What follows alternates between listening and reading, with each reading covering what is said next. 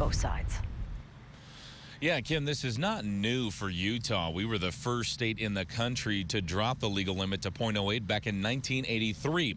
And although he did sign this bill into law, Governor Herbert says he does plan to call a special session to deal with possible issues. Kim, this is the fence behind me that we're talking about. Obviously, some of it has already been completed, but there is a lot of work yet to be done. According to the school principal, the problem started when about 3 blocks from here, a homeless shelter opened up. Latest.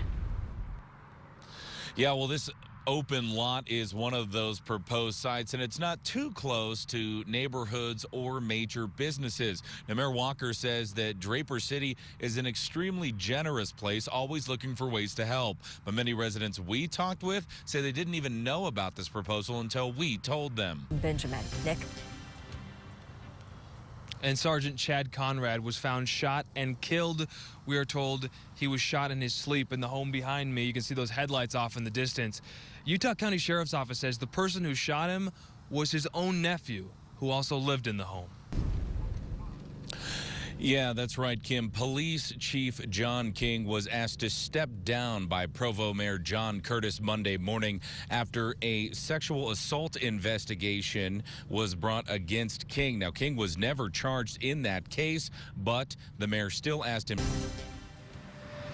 Lots of extra troopers on the road tonight. I can show you a couple behind me. They are standing by.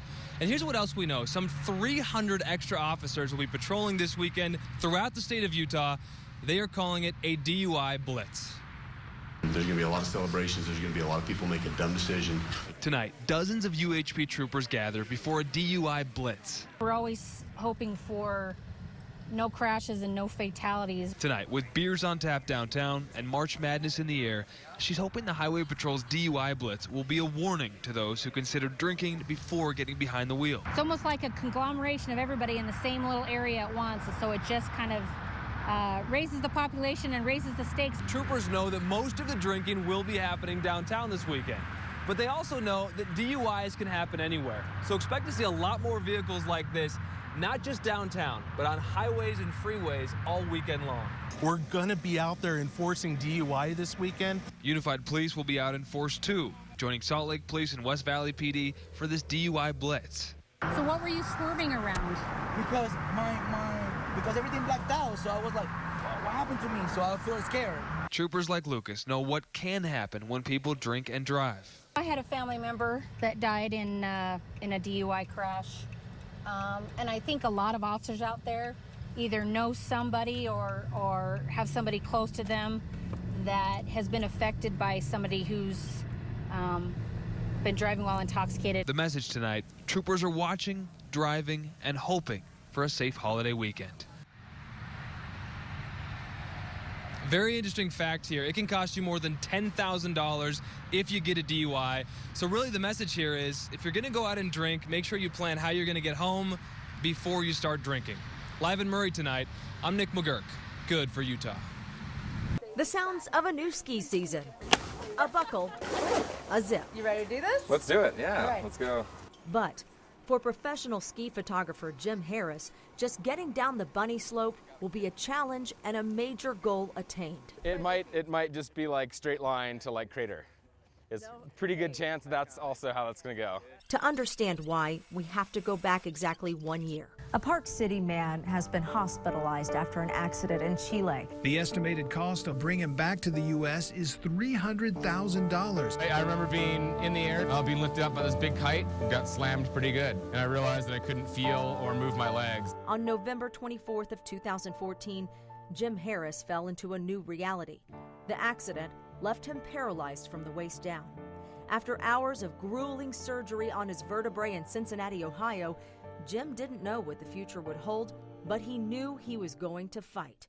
He immediately set 5 goals for recovery. And so my first goal was getting from Cincinnati to Craig Hospital. Craig Hospital in Denver specializes in exercise-based rehab. It's known as one of the best in the nation. So in my case, they put me on a harness and put me on a treadmill and make like people would hold my legs and move my legs for me on this treadmill for an hour a day, every day for months. It was painstaking work. but it got Jim to his next milestone. And I think my second goal after that was to learn to stand and be able to stand up from a wheelchair and balance without having to hold on to things. That milestone was reached just a few months into recovery. So was his third goal, walking without a walker. My fourth goal was living independently. This summer, Jim left Craig Hospital and went to the High Fives Foundation in California, where he continued his physical therapy all on his own. So that was kind of my first transition back to having to do my own grocery shopping and laundry and all the kind of like really mundane adult stuff and driving myself around. Feels so good! And that experience of independence got him to his final milestone at Alta Ski Area. Dropping in 10. Exactly 1 year after his accident, Jim is skiing. And my fifth goal was this. He shared happy tears and powder turns with his support network. Thanks for the help. The friends and family who have helped him through this year-long journey. Shredding the gnar. And who will be there with him as his adventures continue. Good work, Jim. I have a bunch of video for you. This is what you would have been dealing with at PCMI right now. You got the live cam or something? The search for a missing 6-year-old boy in Colorado City has been a roller coaster ride. Search teams spent hours trying to open this collapsed culvert. No luck, but they say they're not giving up anytime soon.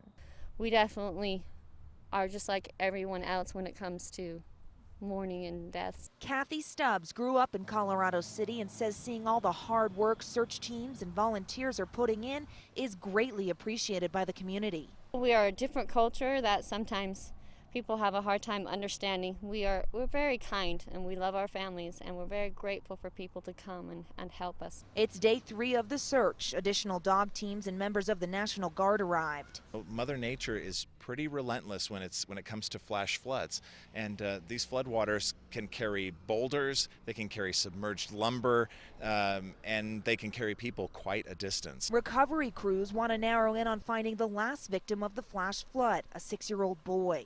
At a news conference, we got the first look at the 3 young survivors. The boys were swept away with their families. Their fathers read prepared statements.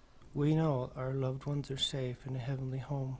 The statements also reference the UEP Trust and religious genocide on the FLDS because both men were recently evicted from their homes. Allow us to live our religion in peace. Both men also thank the recovery crews for all their efforts. Searchers are leaving no stone unturned of this 7-mile stretch of Short Creek. I know there will be an effort at least going on tomorrow and possibly into the weekend. Roads and washes are still muddy with plenty of debris and standing water. The mayor of Hilldale closed out a news conference saying, as you can see, we've got plenty of work ahead of us. For now, reporting in Colorado City, Alana Brophy, Good for Utah.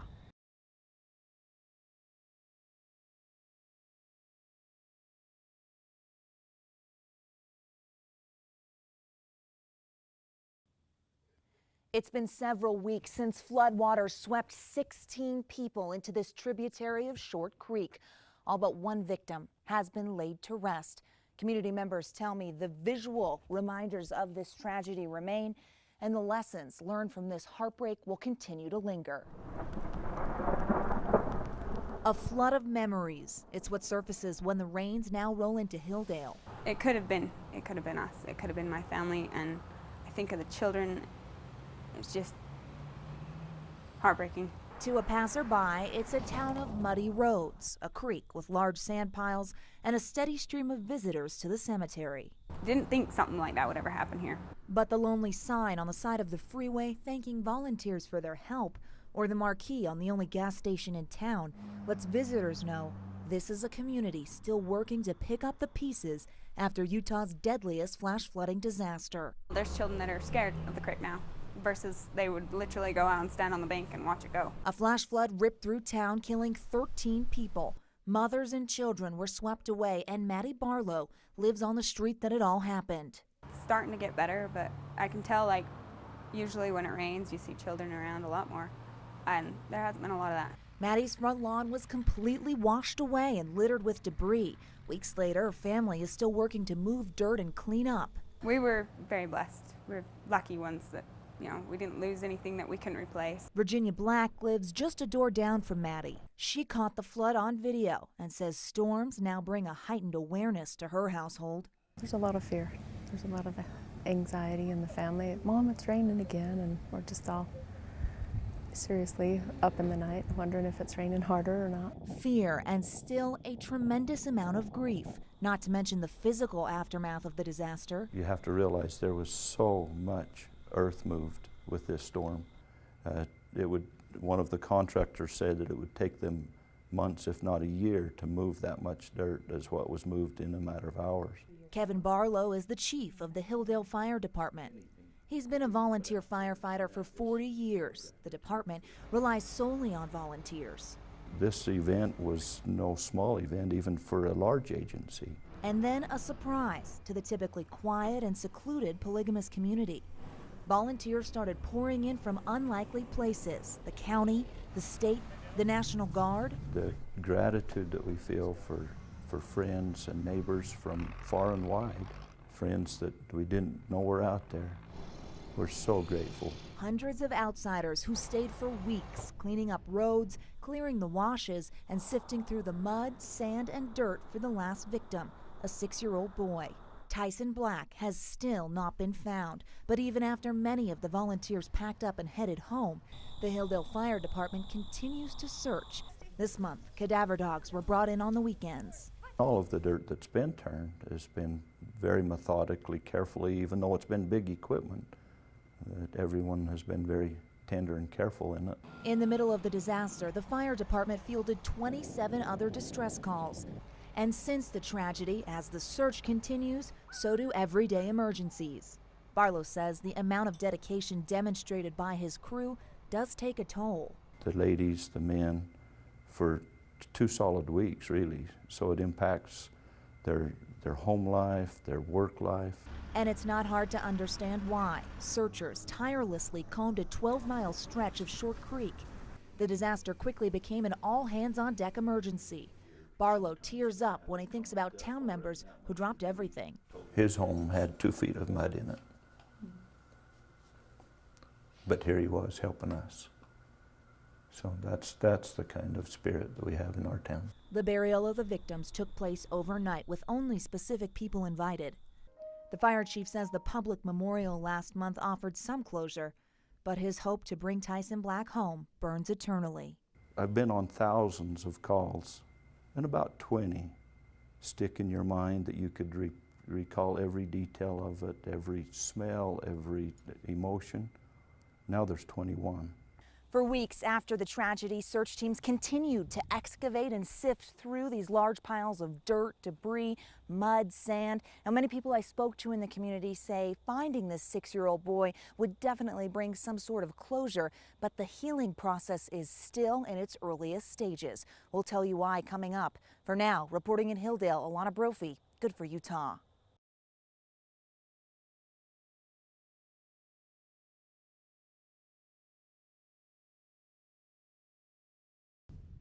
Cool blue water, sandy beaches, red rock scenery. The sights and sounds tourists and boaters from around the world know and love. It gets pretty crowded. Water skiers, jet skiers. But loyal boaters know the last few years have been different. It's lower right now than it was last year, and it just keeps going down. It's not a huge surprise. Snowpack numbers are grim for the state of Utah, only slightly better for Lake Powell's feeder, the Colorado River. Lake Powell straddles the border of Utah and Arizona. There are 6 major marinas on the lake, one of which is inoperable and has been for several years. Dennis Shepard was once a regular at Hite Marina. Yeah, Hite, when the water was up, we'd fish at Hite, and the fishing's a lot better. But now, the boat launch is surrounded by dust. It serves rafters as a camping area with the Colorado River running through it. The closest place Shepard can put in is another 65 miles away at Bullfrog Marina, where he says while it's early in the season, it's still lower than years past. Where we used to fish, now there are islands out there. Shepard, like many other boaters, noticed lower levels through changes in landscape. You see more beaches, more rocks, and what's been dubbed the bathtub ring around the sandstone of the canyon. Minerals come through the rock and waterborne minerals, and they do over time, when the lake is more submerged, leave a white ring on the lake. The bathtub ring shows when the lake is not at full capacity. That's been the case for at least the last 5 years.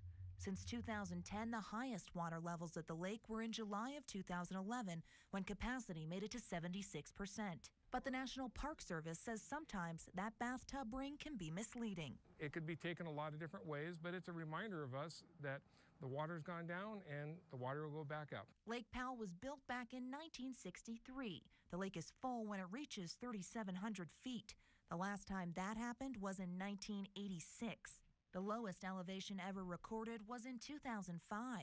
But the National Park Service says they're used to changing water levels. Last year, they excavated a shortcut to the main channel, the Castle Rock Cut, for a 4th time. Not only Castle Rock Cut was lowered, but we extend launch ramps, we move our facilities further out into the lake so people can access them. Getting onto the water is very important, and moving up and down the lake is part of our regular process. Right now, water levels at Lake Powell are 110 feet below full capacity. Just another visible reminder of fluctuating levels. In years past, water's extended to the top of this cut and all the way to the base of Castle Rock itself. This lake fluctuates so much that the scenery's always equally as good high or low.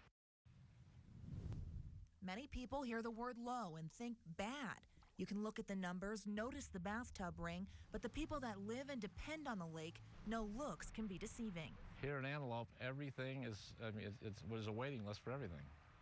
I mean, to get a slip, there's a waiting list. In dry storage, there's a waiting list. So we're booming. Antelope Point is another of the 6 Lake Powell marinas, and rentals are through the roof. Houseboats are booked and tours are filling through August. Right now, the marina sits on more than 350 feet of water. Guy Robertson grew up on Lake Powell and says the lake has fluctuated since the year it was built. Yeah, the lake's lower than, it was 10 years ago.